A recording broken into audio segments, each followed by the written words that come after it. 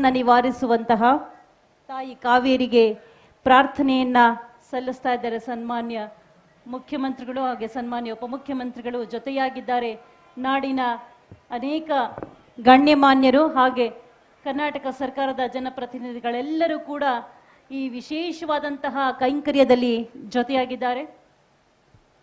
ನಾಡಿನ ಜನರಿಗಾಗಿ ಪೂಜೆಯನ್ನು ನೆರವೇರಿಸಿ ಪ್ರಾರ್ಥನೆಯನ್ನ ಸಲ್ಲಿಸ್ತಾ ಇದ್ದಾರೆ. ಸನ್ಮಾನ್ಯ ಮುಖ್ಯಮಂತ್ರಿಗಳು, ಸನ್ಮಾನ್ಯ ಉಪಮುಖ್ಯಮಂತ್ರಿಗಳು, ಮಂಡ್ಯ ಜಿಲ್ಲಾ ಉಸ್ತುವಾರಿ ಸಚಿವರು, ಕೃಷಿ ಸಚಿವರಾಗಿರುವಂತಹ ಶ್ರೀ ಎನ್ ಚಲುವರಾಯಸ್ವಾಮಿ ಅವರು ಮಂಗಳಾರತಿಯನ್ನ ಮಾಡಿ, ತಾಯಿ ನಿನ್ನ ಅಡಿದಾವರಿಗಳಲ್ಲಿ ನಮ್ಮ ಭಕ್ತಿಯನ್ನ ಸಮರ್ಪಿಸ್ತಾ ಇದ್ದೀವಿ, ನಾಡಿನ ಜನತೆಗೆ ಒಳಿತನ್ನ ಮಾಡು ತಾಯಿಯೇ, ಶುಭವನ್ನ ಉಂಟು ಮಾಡು ತಾಯಿ ಎನ್ನುವ ಪ್ರಾರ್ಥನೆಯನ್ನ ಸಲ್ಲಿಸ್ತಾ ಇದ್ದಾರೆ.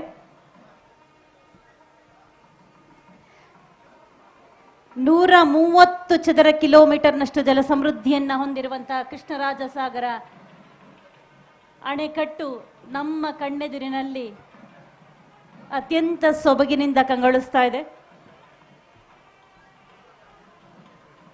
ಪೂಜೆಯನ್ನ ನೆರವೇರಿಸಿ ತಾಯಿ ಕಾವೇರಿಗೆ ಬಾಗಿನವನ್ನ ಸಮರ್ಪಣೆ ಮಾಡೋದಕ್ಕೆ ತೆರಳುತ್ತಾ ಇದ್ದಾರೆ.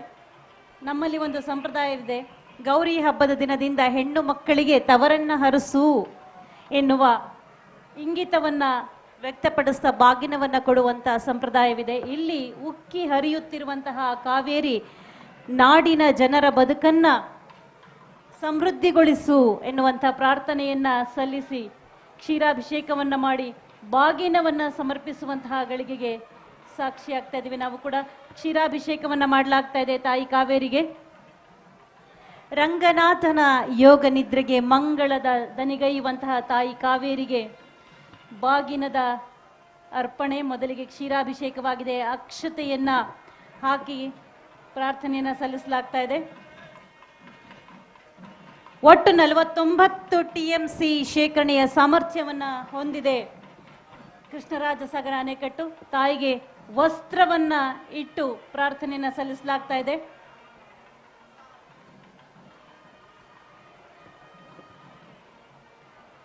ಪುಷ್ಪ ಸಮರ್ಪಣೆಯಾಗಿದೆ ತಾಯಿ ಕಾವೇರಿಗೆ.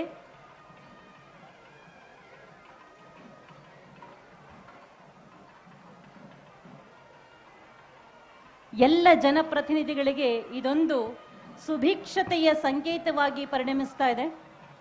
ಎಲ್ಲರೂ ಕೂಡ ಅತ್ಯಂತ ಸಂಭ್ರಮ ಮತ್ತು ಸಂತೋಷದಿಂದ ಬರಗಾಲದಿಂದ ಬೆಂದಿದ್ದಂತಹ ಜನರ ಬಾಳಿಗೆ ಇನ್ನಾದರೂ ಸಮೃದ್ಧಿ ಘಟಿಸಲಿ ಎನ್ನುವಂತಹ ಸದಾಶಯದಿಂದ ತಾಯಿ ಕಾವೇರಿಗೆ ಪ್ರಾರ್ಥನೆ ಸಲ್ಲಿಸಿ ಬಾಗಿನವನ್ನ ಅರ್ಪಿಸ್ತಾ ಇದ್ದಾರೆ.